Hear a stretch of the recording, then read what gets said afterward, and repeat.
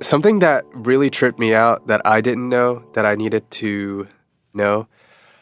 After you give birth, I didn't know this until my friend, she gave birth, and I was like with her while she was doing it. You still look pregnant after the baby comes out. Yeah. I didn't I didn't know that. And Yeah, then your it body. kind of like blew my mind. Yes. It still looks like there's a baby inside of you after. Oh. Did you know this? I didn't, because every time I see a celebrity that just gave birth, Yep. like 2 weeks later, their body's like snaps right back. And I feel like that plays into the mental health thing because you're not, For sure. I don't know, maybe as women, giving birth, like, I don't know if you know that. I don't know if a lot of women know that going into it and then deliver the baby and then it still looks like you have a baby for a while. Yeah. I mean, that goes to like bounce back culture and motherhood of like feeling like you have to be, back into your regular jeans you were wearing pre-pregnancy. I'm a jeans girl. I've got my jeans on right now and I ordered like 3 sizes up and because that's what fits and I feel great in them. Like you just have to kind of adjust to this is your body and your life now. But yeah, that's like a huge part of. Yeah, it was. I was like, what is in there? Like it came out. Like what's still in there? Your organs are shifting back to. Yeah. Oh, okay. Yeah. That's what I was wondering. Like, what is the reason for why? Is it just because there's space still, or like? I think so. I mean, when you give birth to your baby, and then you give birth to your placenta, which is basically the size of your baby. So there were 2 big baby things in there. And then, so your organs shift around. If you put on, you put on extra weight too. And so all of that, like there's a time frame that it takes for all of that to kind of shrink back closer to your normal size. Gotcha. Yeah. And it's funny you say that because like I was thankful to still have some of that. Like that sounds so weird, but it was like comforting because you live for 9 months with this baby inside of you and now they're out. And so you got really comfortable with that pregnancy body, maybe. I did. And then, so I was like, okay, I still feel like the self that I adjusted to. Yeah, it's like a slow transition instead of, you get to kind of like comfortably transition back into a not carrying human being. Yes. And I think for me, like that transition was easy because I didn't have people around me telling me like, or making comments saying like, oh, you're not back down to your size or you're not like, nobody should comment in any way about somebody's body after any time, but especially after birth. I don't even feel, it doesn't even feel comfortable for me when someone says, wow, you look so good after, like, you're looking great. I'm like, why are you checking on my body? Yeah, as if you didn't look good when you were pregnant. Yeah. Like, what does that mean? And it's like you're keeping tabs on what my body's doing. That feels weird. Yeah. Yeah. The other thing that we don't think about is that if you don't have a natural birth, the epidural, after it wears off. So then the soreness Oh my after gosh. it, Yes. I can only imagine, but I don't know. It seems like once it wears off, you're like hit with that. I had a natural birth with no medication. So did my friend Kelsey. Yeah. A lot of I have a lot of things that like went into me making that decision and following through with it. So yeah, I can't speak to that, but I can't imagine like I did have to get stitches after birth and I'm not on medication. So that was crazy. Yeah. Like getting them stitching me up down there with no medicine. And they did give me a shot of lidocaine. They were like, here's the shot of lidocaine. Ouch. And then they're like, this will numb it. No, it doesn't. And then they're stitching me up and like talking to me and I'm holding my baby and trying to like be like, oh my gosh, I have this baby and he's trying to latch onto my breast and they're sewing me up. And yeah, it's wild. God. Now I feel like you can just take out a tooth, no problem. Probably. Yeah. Yeah. No, Now you can take anything My friend wrote like a long Facebook post to like let us know like how everything went, because I feel like she had a big community of people who were like really interested in like knowing how her birth went. And it was, I can't remember the exact amount of hours. I want to say it's something in the 20s that she was in labor from the time that her water broke to the time that she actually gave birth. And the description alone was enough for me to be like, I don't think so. Because she was like, yeah, like I had to make sure that I was hydrated, and like my husband was there with me to like rub my back, and then I walked on all fours, and then I would walk around, and then I had to have a pack of crackers to keep my strength, and then I had to make sure I was still hydrated and drank some more water. It was like hour by hour she like detailed, and I was like, no, I'm okay. I think I'll just observe everyone doing this and congratulate and hold the baby and auntie, because it sounded terrifying. Yeah, and a long labor like that, I mean, that takes a toll on your mental and physical health, and then the recovery after a super long labor too. Mine wasn't that long, thankfully. Who knows if I would have been able to give birth without medication if mine was that long. Yeah. But yeah, it's a trip. Really, giving birth is wild.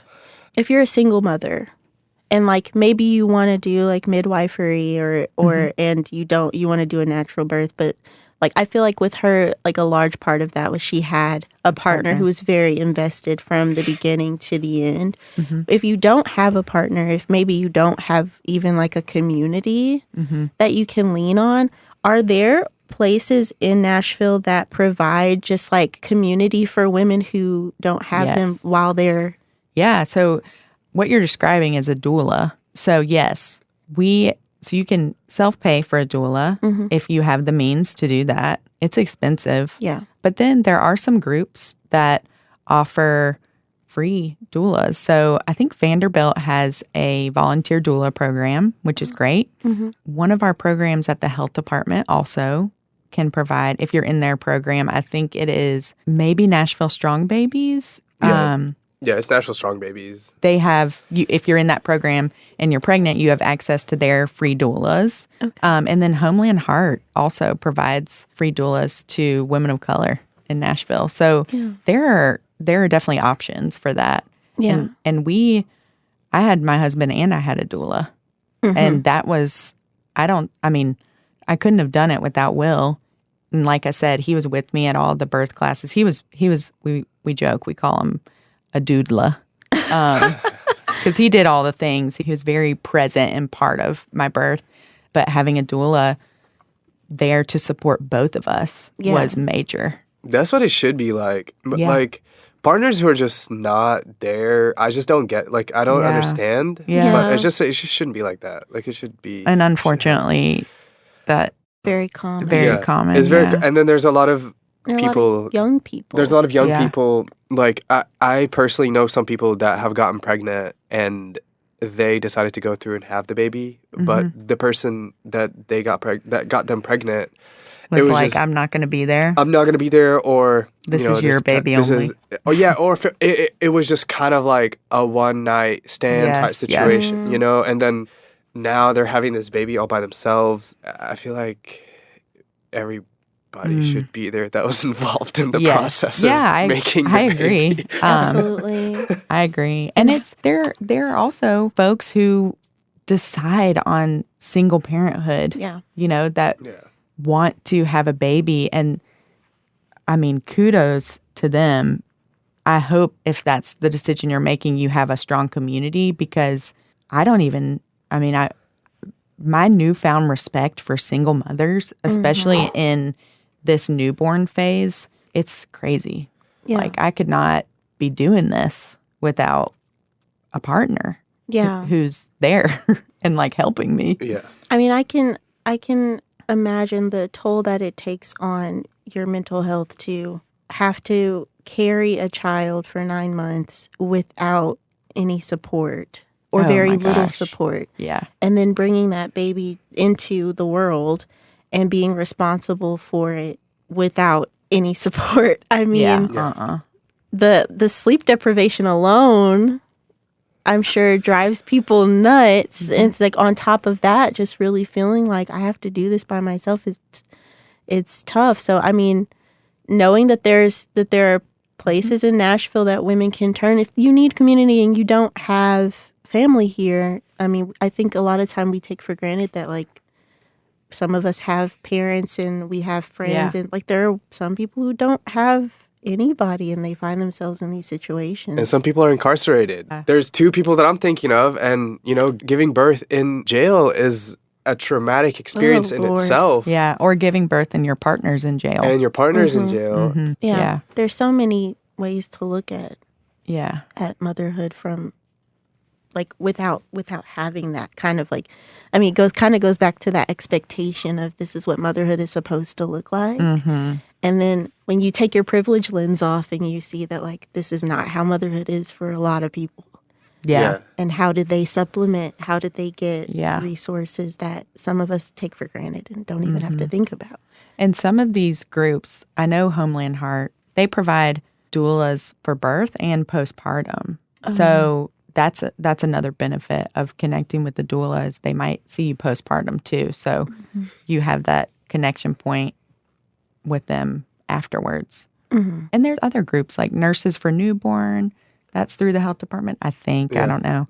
Like West Nashville Dream or like Mother to Mother. Yeah, there's lots of groups out there that can support. But I think when it comes to like your mental health, having folks that you can rely on, like setting this up for yourself before you give birth, like maybe making a list or figuring out like, who can I call when I just need someone to come over and hold my baby while I take a shower? Yeah. Or who do I call if I just need someone to talk to and vent to? And there are, just since we're on the resource kind of topic, there are a few like therapy groups that offer free women's, like free new moms groups. And one of them is readiness counseling. So I think they meet virtually every Friday at 11, and then they meet in person too. So there are groups that are free where you can find community that way too. Yeah. And all of these will be posted on the library website as well, on our podcast page. So if you're listening to this episode through like Apple or on the NPL webpage, you'll be able to see all of that. We'll make sure that we link everything if you want to.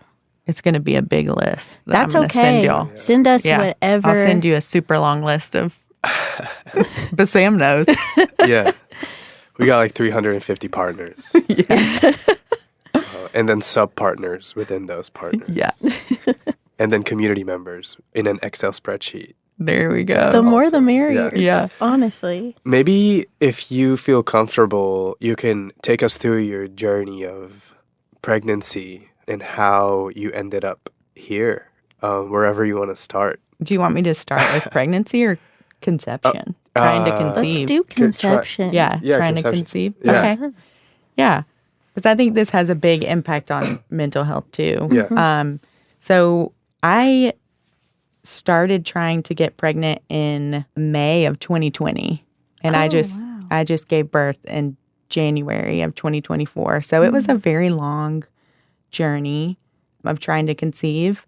And if you find yourself in this situation, or if you're just a person who is thinking about wanting to have a child one day, learn about your cycles, learn about your menstrual cycles, because that is something that I feel like I had no clue what I was doing when I started that journey of, or when my husband and I started trying to conceive.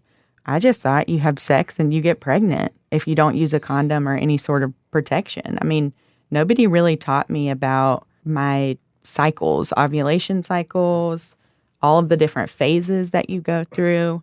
And so that was a big learning curve for us. I wasn't getting pregnant right away like you think. We're kind of the generation of birth control too. So it's like, you better get on birth control or you're going to get pregnant. And so you spend all these years like trying not to get pregnant. And then when you're ready to, it's not happening. Mm-hmm. So that Does birth control affect like whether or not you get pregnant once you get off of it? I think so. That's probably a controversial topic. Okay. So, and I don't have the like credentials to go there, but I do know that anything that affects your hormones is going to potentially affect your you trying to conceive or your menstrual cycle, just your cycle. And if your cycle is not how it needs to be, then it makes it harder to get pregnant. And so I kind of fell into this category after we tried for a year or close to a year and we weren't getting pregnant. So I went to my gynecologist and said, what's the deal? And she was like, well, there's some testing you can do, some fertility testing.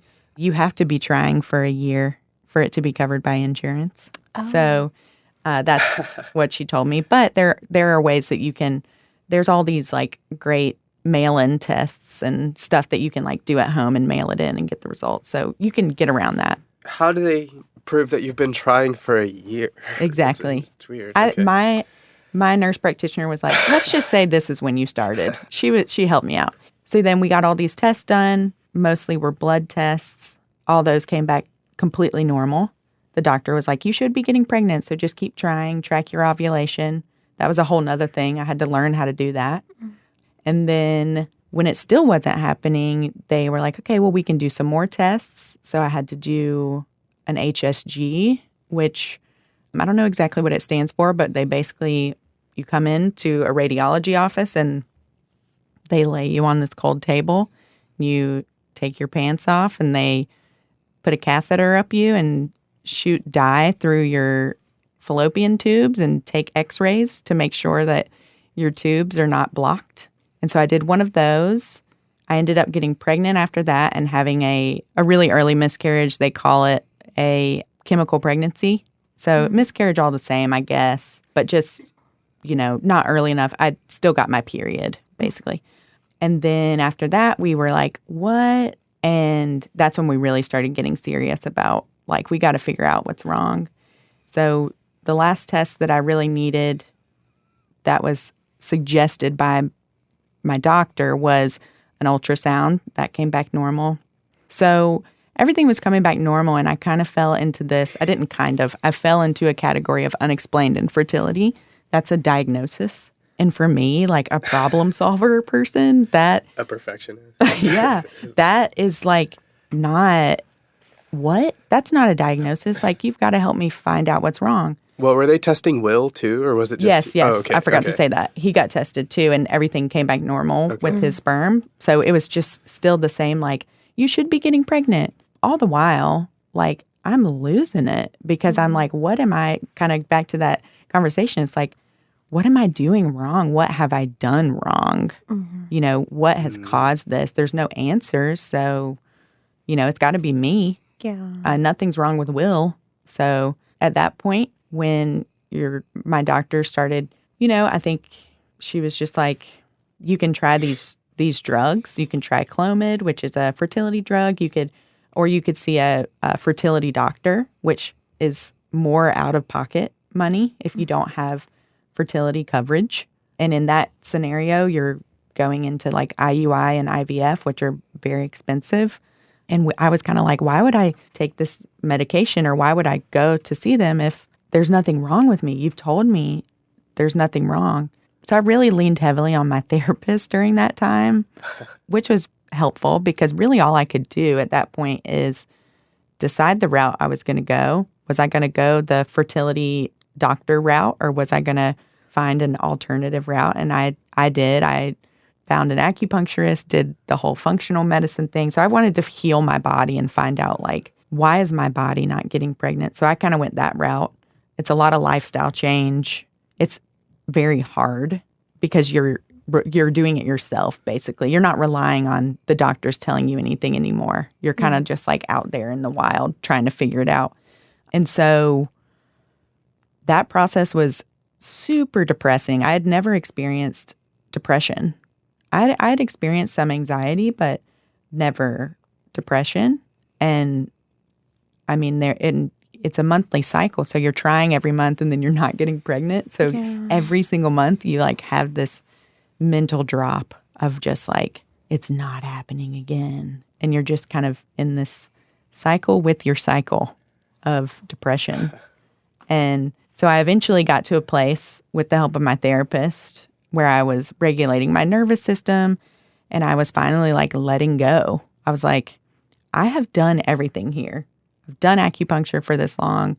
I have seen a functional doctor, found out my liver wasn't getting rid of estrogen like it should. So I healed that, like all of these things. I mean, I still wasn't getting pregnant. So that's when I went back to my doctor and said, just give me the Clomid. I'll try it now because there's no other answers. And I took it twice. And the second time I got pregnant. And I attribute that to, obviously the medicine helped. I don't know if I would have taken that a year and a half before when it was suggested to me, if I would have had a healthy pregnancy. I don't know. But for myself, I don't regret the journey or the path I chose. Yeah. That's how my mom got pregnant with me. I think I told you over the phone one time. With Clomid? Yeah, so Cool. it was the same situation. She was trying to get pregnant, and then she wasn't getting pregnant, and then had a miscarriage. And then after like 2 years, they went to the doctor, and the doctor was like, I don't know if the medicine was Clomid because it was Egypt in 1992. Yeah, I don't know if they had it back then. So I don't Maybe. know. But Who knows? they're like, take this medication, and then she took it, and then here I am today. So. Yes. Thank God.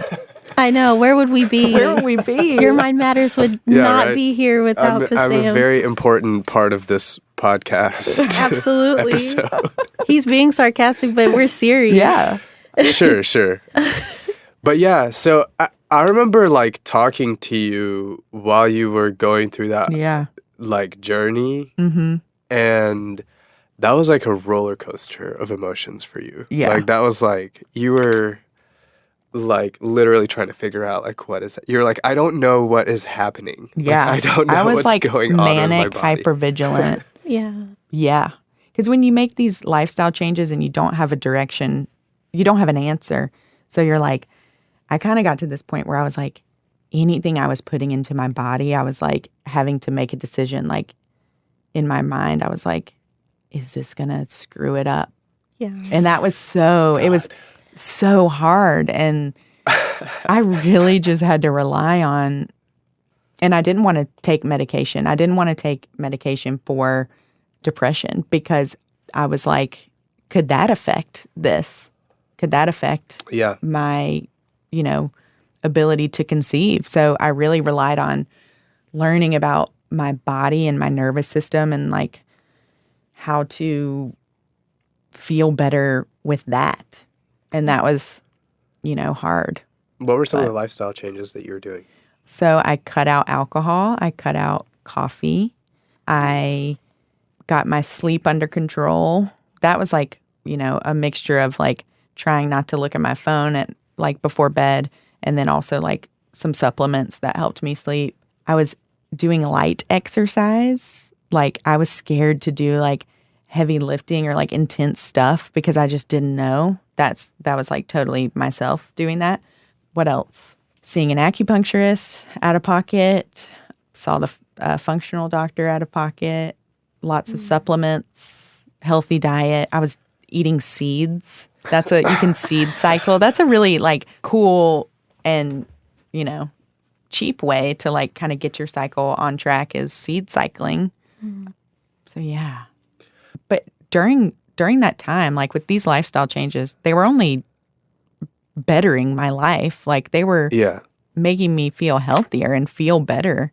So I just stuck with them during pregnancy. I didn't drink alcohol during pregnancy, and then I stayed off of coffee for the most part. And it is wild to me the amount of people that get conceived while the people are on alcohol. Yeah, that's like a thing. Yeah. And you said you had a great pregnancy. Yeah. So do you attribute that to the diet, or was it like seeing your therapist, or was it like a mixture of things that caused the... I think a mixture. Yeah. I also think like when you're going through an extended period of time, or for me at least, like trying to conceive for that long and then finally getting pregnant, it was easier for me to deal with any pregnancy symptoms because of like how grateful I felt. That didn't mean that I wouldn't complain, every now and then, but I did have this other sense of like, I can get through this because this is what I've been working towards, you know? There's a story that my parents always tell me where when they delivered me, I had to be delivered C-section, and my mom, before they like put everything back in her body and sewed her back up, they forgot to sew something else back up. So they sewed her up, and she had internal bleeding, and she was like basically bleeding to death. Oh, and they're like, oh my God, she's going to die. She's bleeding to death. And she was like, I'm at peace. I finally gave birth to this baby. Wow. And then their like family friend had to step in and give her a blood transfusion so that she could stay alive. Wow. So she was like so great. She was like, the only thing that I want to do is have birth. This baby. Have this baby. Yeah, because you're the oldest. Yeah, and there was the miscarriage before me, and then another miscarriage, and then me. So she was like, dude, whatever it takes. Like, if I have to die to for put this life kid. on this. So it is like a mental, and it's like such a mental like pressure thing. And I feel like the mental pressure also, like, because you don't really want to tell somebody that's having infertility issues or having problems getting pregnant to be like, well, just chill. Oh my gosh. Yeah, that's just chill out. Definitely the worst thing. And I can't tell you how many people said that to me. Yeah. And I was like, are you freaking kidding me right now? Like, yeah, definitely not the right thing to say to someone trying to conceive. But it's it's so common nowadays. Yeah. Like, folks who are experiencing infertility, and there's male infertility too. That's even more common now. And so, yeah, I was kind of quiet about it for a while, and then I thought that was the best way for me to deal with it, is like keeping it to myself. But once I told friends and family, we've been trying to conceive for this long, and this is not going great for us, and we're sad. That's when I really started feeling a little better about myself, because having that support was like so important. And I don't know if I told you this, but our son's name is Hartwin, and it means courageous friend. And we named him after all of our friends who were there for us during infertility, because that's freaking hard to be there for people who are dealing with that, especially if you're getting pregnant or you have kids yourself. Like, it's this weird feeling of, do they want to be around me? Do they want to be around my kids? Like, sometimes I didn't want to be around my friends that were pregnant or who had kids. Like, it's just a crazy journey of figuring it out. But it felt better to have support.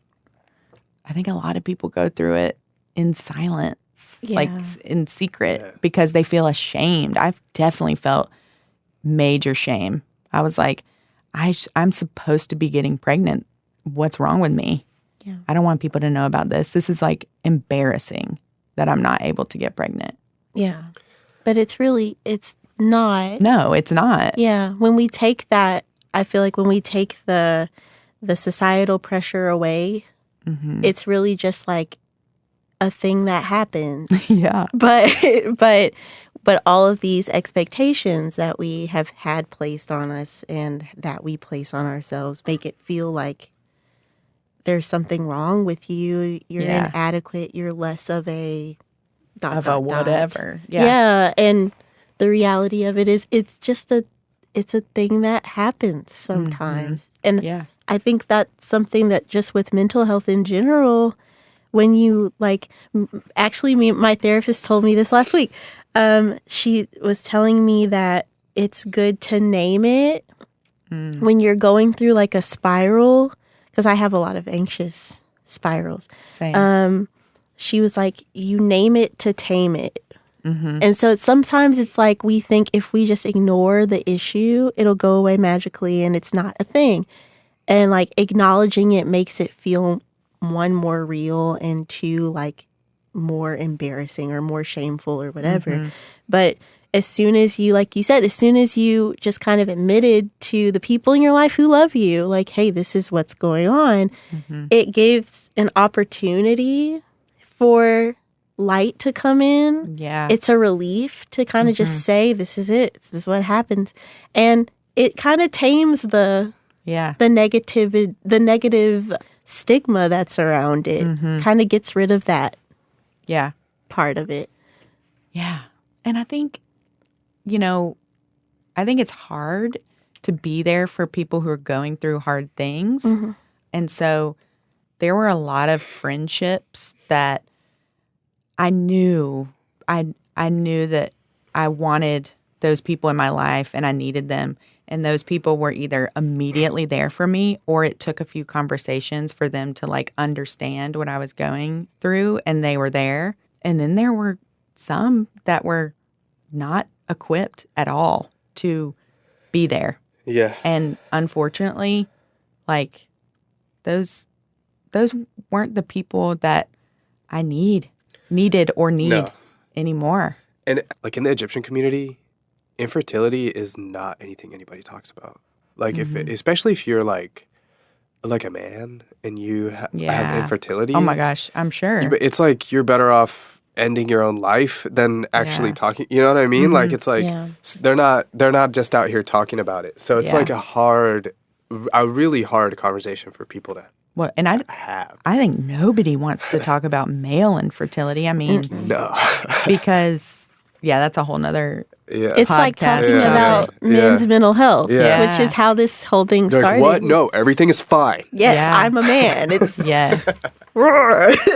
And okay, I can share this. I wish Will was here to talk about this, but he went through a lot during that process too. It wasn't just me, the person trying to get pregnant. I mean, my partner was going through it too, and he started seeing a therapist as well. And I mean, I think for both of us, that was just like the best decision we could have made. And then, once you have already established a relationship with a therapist before you're a parent, then you have that already established for when you still need them. Yeah. When you become a parent. And I was really naive. I thought like I just went through all of this to get pregnant. I like got my shit together mentally and I'm like ready for this journey into parenthood. Oh my gosh. Like, no. Yeah. No. This is so hard. It is so hard being a parent. And like, I'm just now like adjusting to being okay with that. Because once again, I think like, I thought this was something that I needed to like be perfect at and like conquer. I don't know if that's the right word, but like, I'm just realizing like that baby's gonna cry. Yeah, and like I'm gonna cry. You're gonna cry, and with that's the baby. okay. And that's it's okay. probably good that you're gonna cry. Yeah. So yeah. So okay, I feel like there are a lot of different like archetypes of mothers. And one that I have observed a lot is this idea of like, as soon as you become a mom, your whole personality and life becomes like motherhood and being a mom. And I have a child. And I feel like a lot of women lose themselves a little bit in this responsibility. Like I have to, like everything I do has to be about this child. And maybe it's just my personal opinion that, you can have a life and be a mom. You don't have to like sacrifice everything, But I do feel like there's like a little bit of a societal thing where like you can't have it all, like you can't have the career and the child, or you have to. And I'm curious to know, like, not just your experience, but if you've like observed any mothers that like have been able to kind of balance this like need to take care of your child and love your child and really give as much as you can to them, but also like maintaining your passions, maintaining like your sense of self. Because I think it can get not only just like easy to lose yourself a little bit, but also like there's this expectation that like once you have a child, like that's who you are. You're a mother. Yeah. I think I had a similar like question as you like exactly how you formed that before. I think a couple things about this. One, I think it's not that you don't have to become just a mother, but I think when you have a child, like you just are. Like it's not a choice necessarily if you want to take care of this kid or not. It's like this inherent like this is my responsibility, and I, you know what I mean? So I think that's part of it. I think that whole like you can have it all or you can't have it all, I think everybody kind of does that differently for themselves. Sure. I do think, and I know people that have lost themselves maybe a little bit in motherhood, but I don't think that they've lost themselves in a way of like, I think that just happens when you're taking care of other people. I mean, it could be the same thing as like if you're a caregiver and you lose yourself in caregiving. Like, I don't know. I even found myself like having like an hour to myself a few days ago, and I didn't know what to do. You know, I just like sat on my porch in the sun, which was very nice. Like I wanted to do that, but then I'm just like, what do I want to do? Like, I don't even know my new self as a mom. So I think taking time to like figure out who you are now, because you're not the same person as you were before. So I think that's important, is like looking forward to who you are as a mother and not looking backwards to like, you know, who am I supposed to be, or who was I before, and how do I still be that person and also be a mom? Yeah. I don't know. Does that make sense? No, yeah, it does. I think it's pretty exciting. And I also want to... It does sound exciting. To reinvent yourself. Yeah. Yeah. Thank you for saying that, because now I'm going to look at it that way. Yeah. And I just want to like disclaim, like I'm not trying to say that like women who want to be, like that's just how they want to be defined. Like I just want to be a stay-at-home mom. I'm not trying to say that that's not how it should be. But stay-at-home moms don't just want to be... Stay-at-home moms. Yeah, people have things that they, even if it's not a passion that you want to like pursue. You want to like still have an identity. Yeah. Yeah. And I think that it's a fine line between figuring that out and completely losing it. Yeah, and I think society doesn't really do a good job of like, because in society it's like, in America especially, it's like, all right, be productive, go back to work, or do your side hustle, or if you're a stay-at-home mom, like it's this whole like production culture that we live in that you don't even like get to really, unless you're really conscious of it, you don't even get to really like figure out what you want for yourself. Yeah. Thinking about having boundaries with a baby is hilarious to me. Like you having a boundary with your 3-month-old baby. There's no boundaries. That's really hard. I've been thinking about that a lot, because there's, you know, you get asked all these questions: how's sleep, how's this, how's that, and that's hard because I'm like, I don't know. We're figuring it out. Like my baby needs me, and for me, it feels the best to be there for him right now, and that's all I can do. I don't want to have another agenda. And I don't like want to have, I don't know. But there is a lot of pressure, like especially when you become a mom, your social media algorithm changes. And there's like all of this, like, here's what you should do. Like, this is how you're supposed to do it. And when it comes down to it, you're really just supposed to listen to your gut and kind of tune out the noise. Yeah. And just, I mean, I feel like I find myself being the most centered as a mom, a new mom right now, when I cut it all off and I'm just like, okay, Lauren, what do you think you should do right now? Because, I mean, I'm the only one, I and my baby's father like know what's best for my baby right now, because he can't tell us what he wants or needs. Yeah, he doesn't speak yet. He doesn't know. Yeah. He can't tell He you can a full communicate sentence through yet. cries and smiles. Yeah. That's it. Yeah, and then there's going to be a lot of things like I myself have not had a baby, but I've cared for some babies and have babysat for extended periods of time. And, you know, you're going to do some things, I feel like, and it's just going to feel really bad because then you're going to hurt this baby's feelings without even knowing it. And now you feel like the worst person ever. Yes. Yeah, So, yes. And I think it's like, for me, that has been the daily battle. yeah, Of you're like, I'm like the worst mom who ever lived. Yeah. I even found myself saying to him, like, I'm sorry, that was a bad mom. And then I'm like, no, I'm not a bad mom. Yeah. You're a human. I'm a human. And like, yes.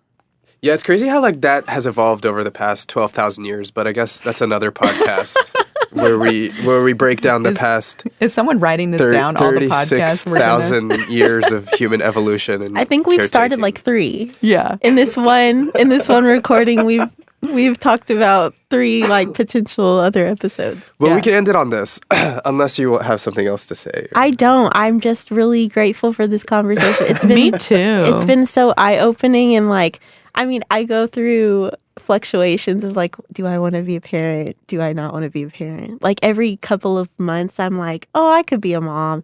And then I'm like, no, I couldn't. Let me not, you know? So it's nice to listen from like different angles of like from a health angle, but also from like a personal angle. Yeah. Just, I don't know. I think it's valuable. And I also hope that like you just being able to talk about like your experience has been like therapeutic for you today too. It has. Thank you, both of y'all. And Bassam and I are friends, and whenever we talk, it is always therapeutic. It's therapeutic. We always go way too deep. But we kept it at a good level here. Yeah. Bassam's like a well. Yes. You kind of just have to go deep with Bassam. You gotta get but it's That's be what well. I love about him. Be well. It's be well. It's be well. Oh my God. Yes. We need to change the logo immediately. Hey, yo, it's be well on the okay. mic. So we can end it with this. Lauren, thank you so much.